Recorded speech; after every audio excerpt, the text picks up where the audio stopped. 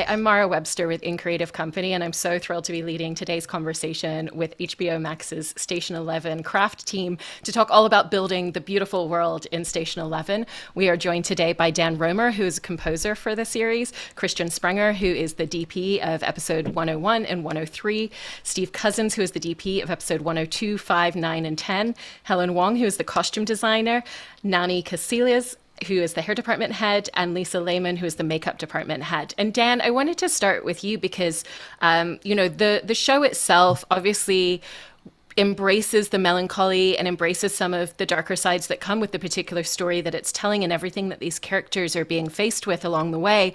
And yet there's such a beautiful hopefulness and optimism in the way that the story is told, and your music composition really matches that. And so I was interested in how you really came up with the composition and the sound that you wanted throughout the series to capture both of those tones. Hmm. Thank you so much. Those are extremely kind words. Um, I think that the darker stuff, I mean, we knew that the virus wanted to have its own sound. That was kind of the first thing that we knew. And my first call with Hero and Patrick, Hero directed our pilot, Patrick is our showrunner.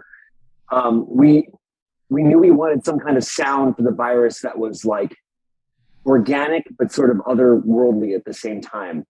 And so I got this idea where, I said, like when like Bon Iver sings into a keyboard and it's got all the harmonies, but it's just one person, or Hide and Seek by Imogen Heap.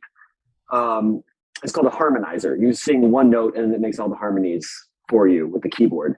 I got the idea of what if we had that, use one of those and did it, but put like a cello through it, like put some sort of like dark classical instrument through some sort of very modern, weird harmonic processor. And then so I did that on the phone call. We were like, great, we can just have that one note again and again and again as the sound of the virus. And that was sort of our starting point. And we knew that we were going to be doing a lot of classical music for the symphony. And, the trick with all of it was sort of to like figure out how to make sure we knew when the sound of the score was happening versus the sound of the orchestra versus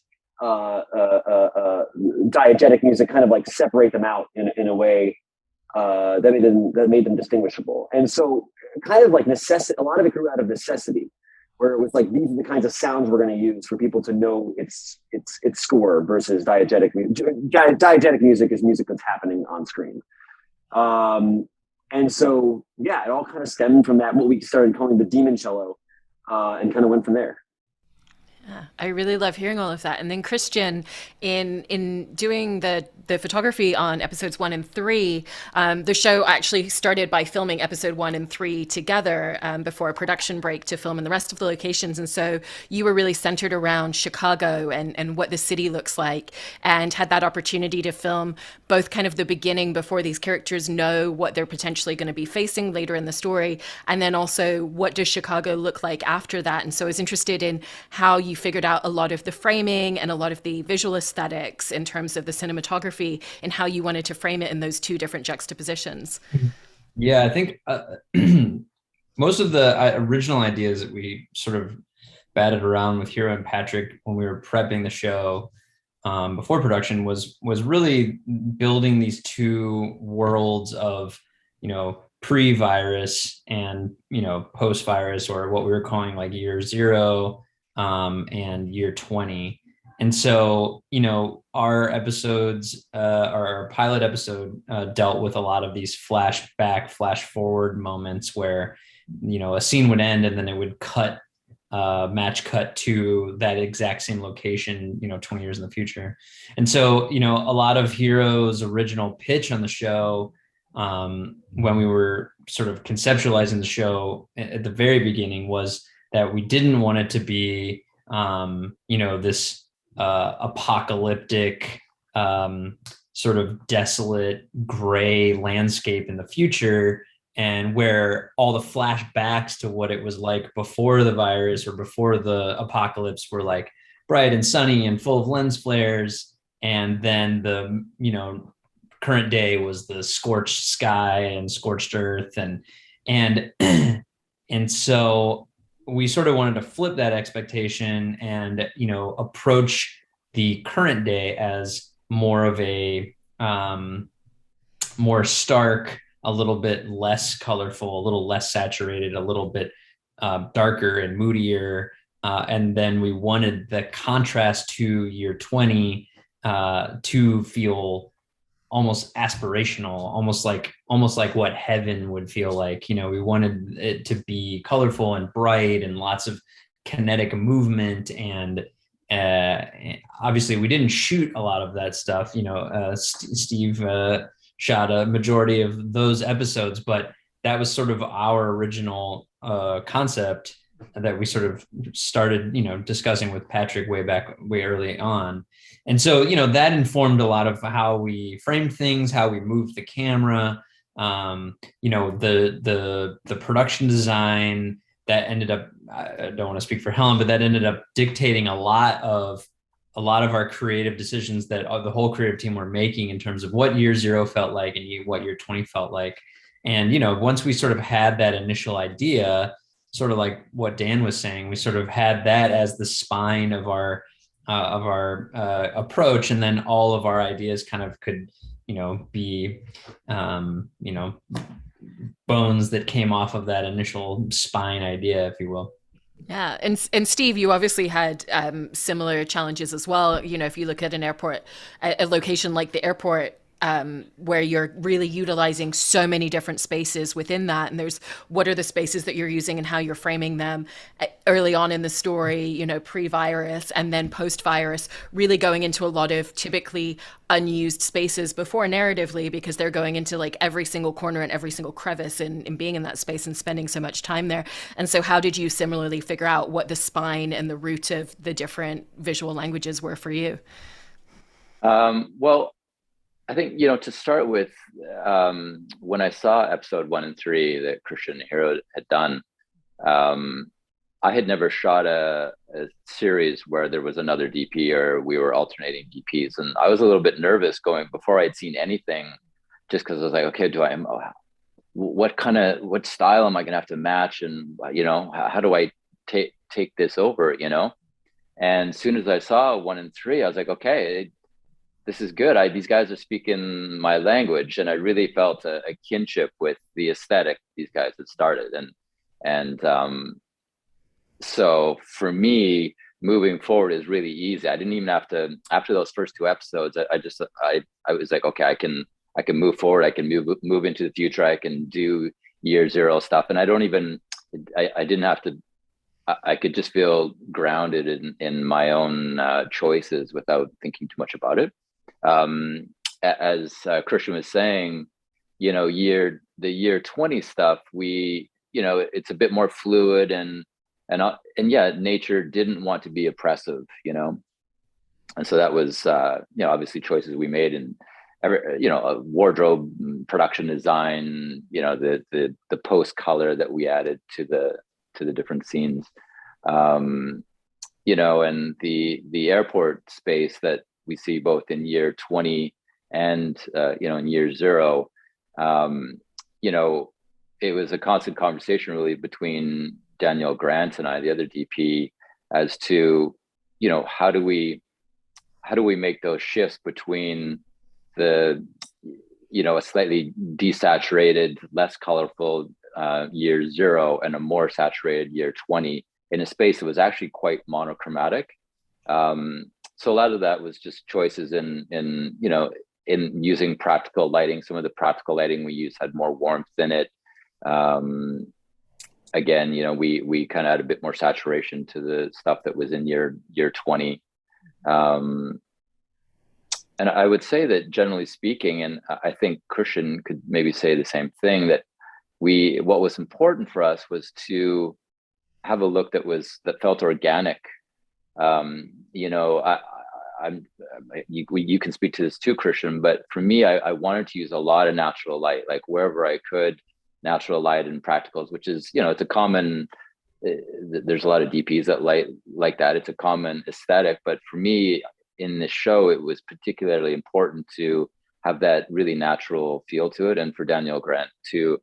So that those were choices that we were making. And when we landed in that airport space that was just banks and banks of natural light, we were just like, okay, this is good. It's like we can move quickly in here. It had blinds. The windows had blinds on them, so we could lower and raise the blinds to get contrast. We could soften it and manipulate it, but still stay with this organic look. So yeah.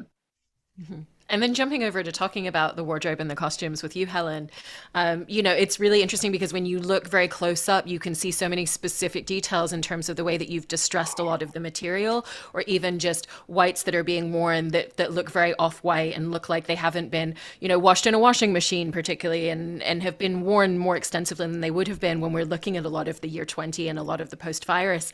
And so how did you not only think about what the outfits in terms of the practicality for these characters would be in terms of what they're wearing, but also how you really wanted to focus in on the distress and what would have actually happened to that fabric and to that material for people? I think, when we thought about the clothes, like with the DPs and the music, it's like the original concept was to make the future very lush and the present a little bit more stark. To sort of flip the post-apocalyptic idea. And so with us, when we went into the future to do the costumes, it was about aging because it's a sign of time, passing. But that also grounds some of the more, because we like to scramble the aesthetic language for the future. And so that grounded a lot of the clothing to something realistic. And then we also wanted to express a lot of color without it being garish. So the aging and dyeing did really help. We did a lot of research looking at like landfills, how clothes actually aged. We looked at a lot of pictures of nomadic societies and how they take care of their clothing. But we did find that with some things, like you just have to sort of cheat the look a little bit because, some things don't read on camera and you kind of don't know how it's going to look on different locations. So we did have to cheat it. And then what we did find out with like a lot of the synthetic fibers, because we did want to use a lot of synthetic fibers because I just didn't want it to look too like hippie in this post-apocalyptic world. That's not really the world that we're going into. Is that they don't age. Like they're basically made out of material that's like non-organic. And so like you could have it be in a landfill for 20 years and it doesn't like age. And so we actually had to cheat a lot of the aging. So to the visual eye, it looks aged, but like in reality, it would never fade, in terms of what it looked like. And so there was a lot of that. There was a lot of, just research and sort of like conceptualizing. So like it was part realistic and part like sort of aesthetic choices that we made. That's so interesting. And for you, Lisa and Nani, with all of the hair and makeup in the show, what's so interesting is the subtlety of the details, but there's such an art to creating looks in that way. And so for both of you, what were there research elements, or how did you really figure out what the specific nuances and really subtle details were that you needed to bring, particularly for the later episodes, for the later timeline, to all of that year 20 stuff?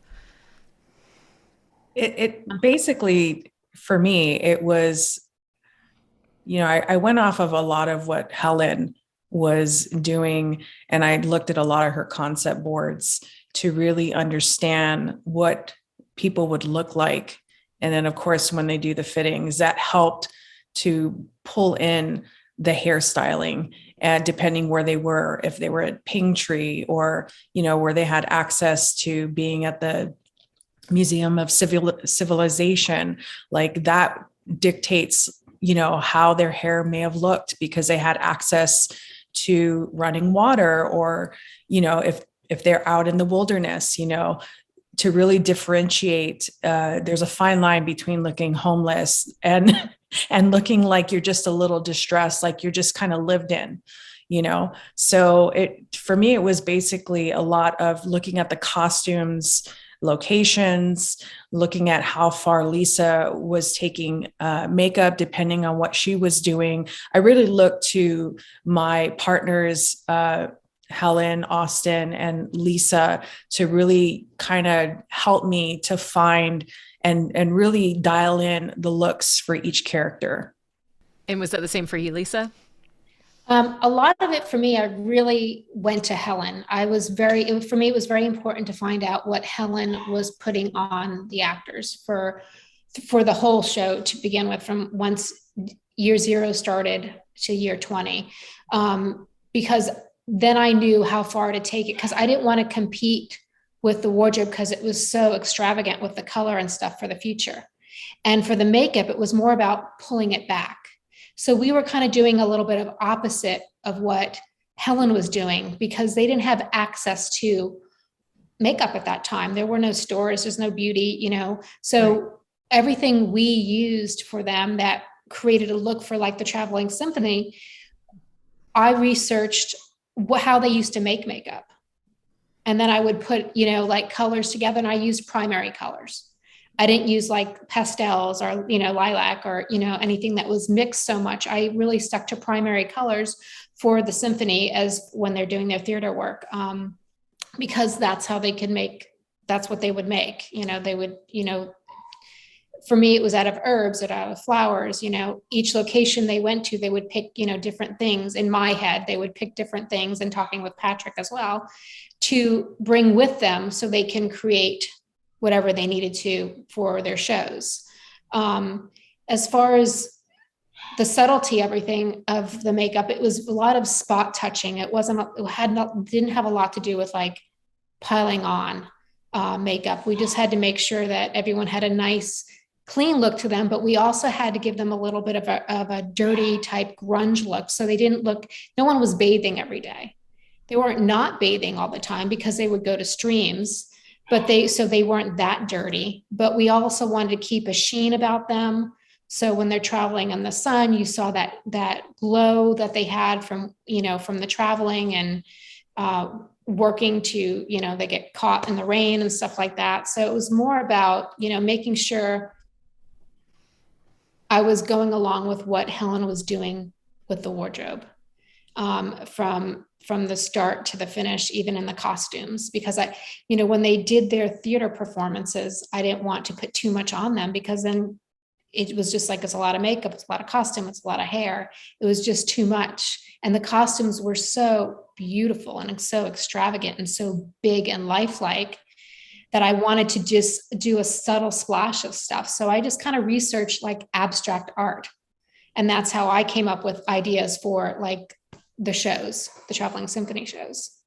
That's really wonderful. And jumping back to you, Christian, and Steve, and some of what you're saying earlier about the way that you were filming the later years, one of the things that I always also really love is like inflections of small details that you really find within the landscapes. Like when you see the gravel on the ground and there's a shot that shows us the way that the grass and the weeds are growing out because nobody's been tending to the ground. And so for both of you, what were some of the details that you really found amongst your locations like that really just kind of naturally added to and enhanced that overall feel that you wanted the audience to have?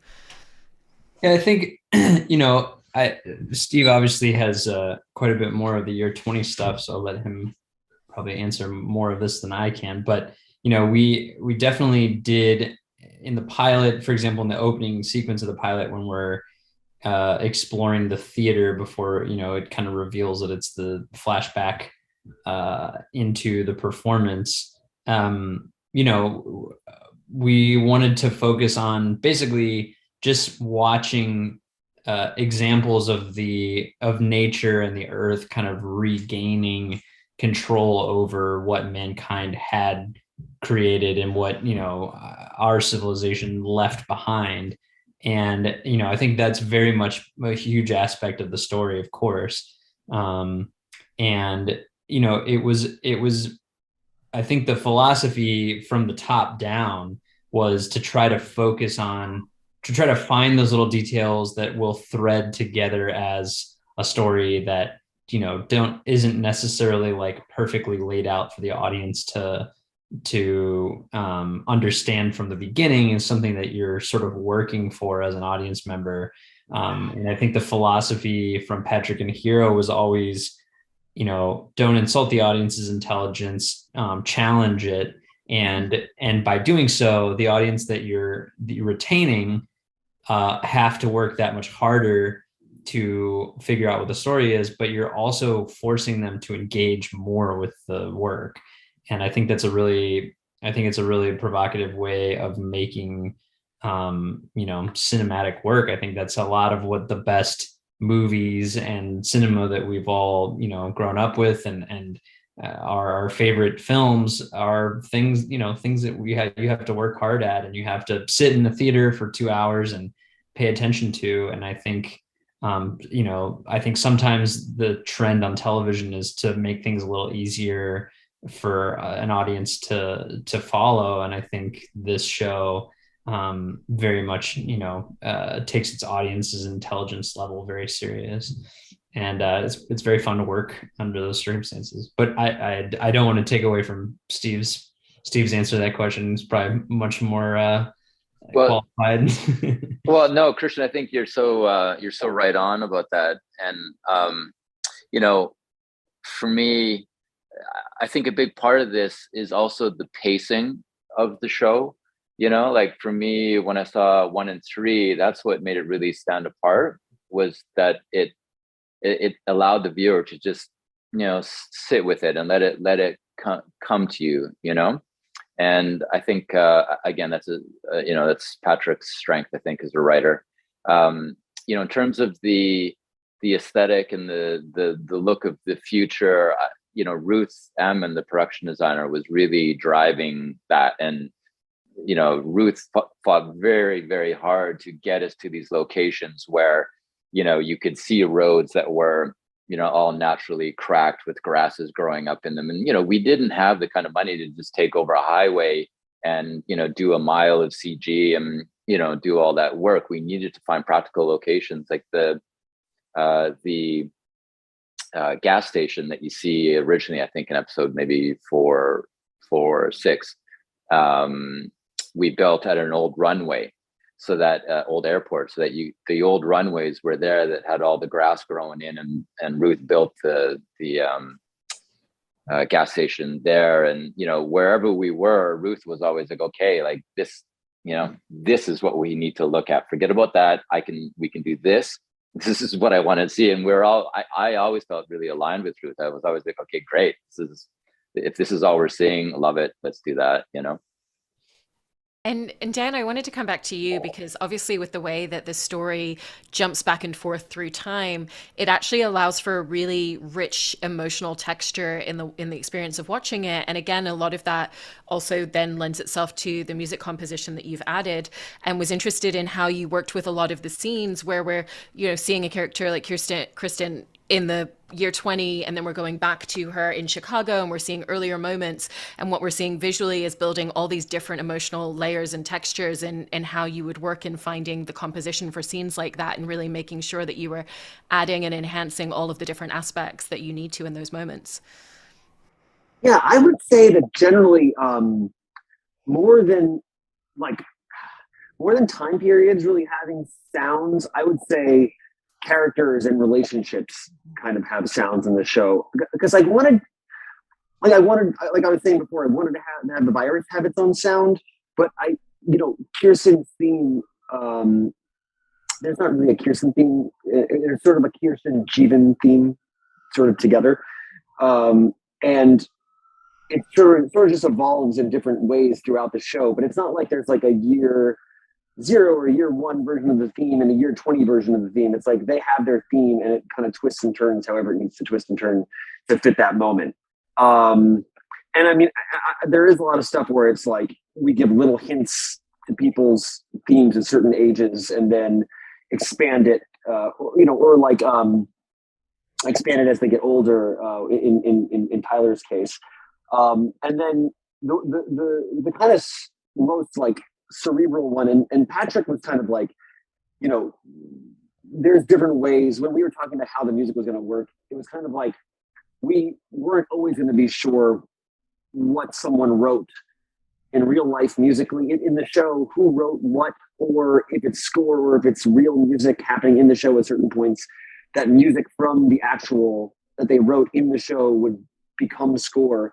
The conductor's theme, sorry, I'm like squinting because I'm like trying to get this straight. The conductor's theme, for example, is this like kind of like sad major kind of sounding melody, and then it becomes a melody that she writes in the Traveling Symphony as part of her. It's one of her main themes that she writes for Shakespeare. So it kind of like, and I think we hear it actually for the first time as her theme, and then she writes it by the end of episode 2. She's written her own theme. So there's that kind of stuff going on, much more than there's a time period has a certain sound. Yeah. That's amazing. And Helen, I also wanted to talk about a couple of the costumes that you constructed for the traveling theater group that are just really intricate, and again kind of go back to that idea of what's available, what resources do they have to build costumes and create things. You know, there's like an amazing cape that's built from with gloves all over it. There's an outfit that looks like it's built from loads of different sleeve jackets, and was interested in how you looked at constructing a lot of items from other clothing and thinking about the resources and what they would be able to have access to. I think with the theater costumes, one of the main creative ideas, aesthetic ideas that I really wanted was like, Shakespeare is such a European, and theater has such a European lineage. And I just thought in the future, they don't have to adhere to that. And they could have a much more non-linear thought process to making a costume, and it could be more art and craft and more about a certain feeling of something rather than a Eurocentric depiction of what that is. So we looked at a lot of different pictures of different cultures, how they do masquerades, how they have ceremonies, to take a look at just sort of other types of silhouettes and ideas that people have about what a king looks like, what a queen looks like, what a prince like Hamlet would look like. And so we even looked at like Comme des Garçons, like designers that really deconstruct clothes for that. And so that was our sort of jumping off point to creating the costumes. One of the big things about working in a pandemic, because we were designing these costumes in Canada, is that Canada was like completely closed off. They were on lockdown for almost the entire time we were there. So that was fun. And so the only access we had to things were like, we had to order some things off online, but also because of the pandemic, like things were not getting to us at the time that production was happening. And so the time that we needed it. So the only resources we had were these gigantic sort of like vintage warehouses that had barrels and barrels of used clothes. And we actually had to like dive through a lot of that to come up with the resources. And I was like very, very lucky to have an aged dyer named Tamara, who head up our aging dyeing team, who made the most wonderful, magical things. I would just give her pictures every day of things that inspire me. And then by the end of the day, she would turn around and give me something made out of cardboard or out of trash. We use a lot of plastics. Our offices were actually in like an architectural building, and she dumpster dived for a lot of the things. So all the crowns were made from basically like discarded things that people don't use anymore. And, with the coat of arms, that was from a little sketch that I found.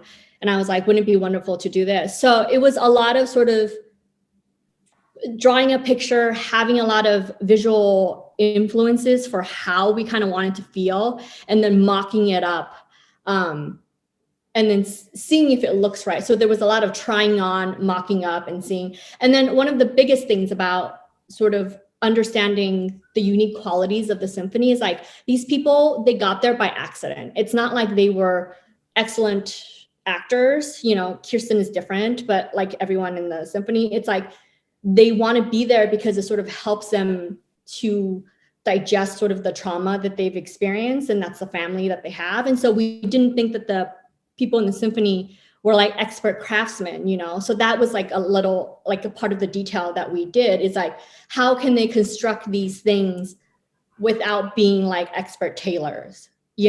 How can we make it so it looks like a person who's crafty can make it. And so I think that's why a lot of it looks the way it does. And it's painted the way it is. And it's constructed the way it is. And it's like one of the only projects where something comes out and it's imperfect. I'm just like, leave it. It's perfect. Let's duct tape that. It's going on screen. I love that. Can I interject here for a Yes, Yes, second? please do. Because we had heard, like, we would get word from Austin. He'd come to set and he'd be like, oh my God, this wardrobe, the wardrobe did not show up for today or something. There'd be like, there were issues, right? Yeah. And I had seen boards. I knew the intent, what Helen was after. But every day these new characters would come on set. We'd just be like, oh my God, that's like brilliant, beautiful, and it's always so exciting to see what the people were going to be wearing when they showed up that day. So Helen, you did an amazing job. Yes, you did.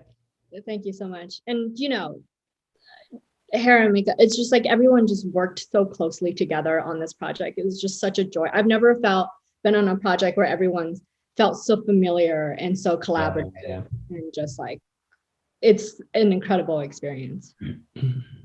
I mean, one of the aspects that really comes forth in watching the show is just this really cohesive sense of collaboration at every level, and the fact that the work that all of you are doing really kind of intermingles with each other's work so well. And so lastly, I wanted to ask you all about just working with Patrick Somerville, who is the showrunner, of course, and kind of what were the most valuable tools or details or descriptions that he gave you in terms of what his vision was, in terms of the visual language of this series, in terms of the creative language, that really helped you to understand and to all land on the same page collaboratively in the way that you all did with the choices that you've made creatively? I don't know if I've ever worked with a showrunner who is so in tune with the emotional narrative of the characters and is able to use that emotional narrative or knows each character's thread or through line so intimately that he can use that as a guiding light to answer any question that you have as a collaborator with him. And it's a true gift and it's an honor to work with a filmmaker like that who so intimately understands what he's after and why. I think that's a huge it's something very unique in showrunners in television, I think. Well said. I agree. Yeah, I found with Patrick, like, his writing is so beautiful. And, when you're shooting TV, things change, like all of a sudden you realize, okay, we're not going to be here on Tuesday. We're going to be there. And we got to lose this scene because the night before we didn't get that other scene. And so, Patrick would be rewriting and we'd come to set and his new pages would be so beautiful and poetic. And I think because he's such a creative firecracker, he's really adaptive and agile, in his writing and in his thinking. And as Christian said, like he's so passionate too. So it's so easy to get on board with him and to know what he's feeling about any given scene or character, Yeah.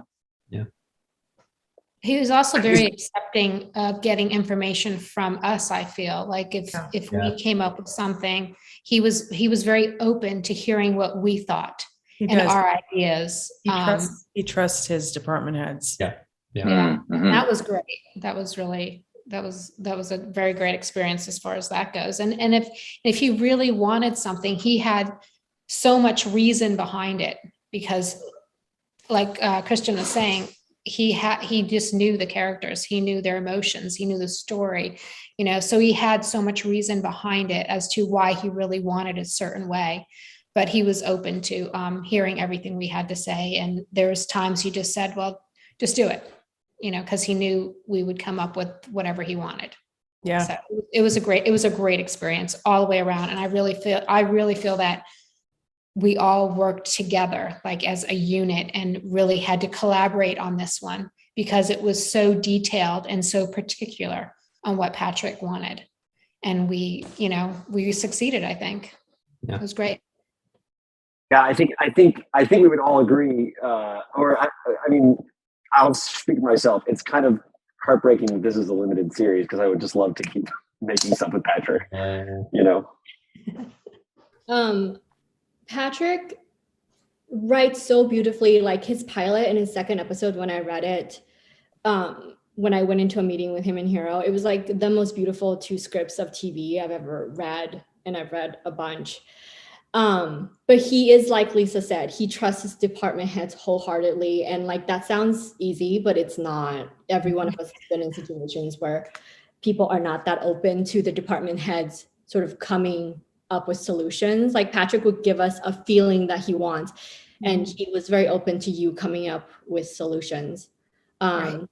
But also, like, you know, he would compile like huge lists of where these characters have been, what job, occupation they had before the pandemic, like just such in-depth things so you could really understand sort of your role in like highlighting that.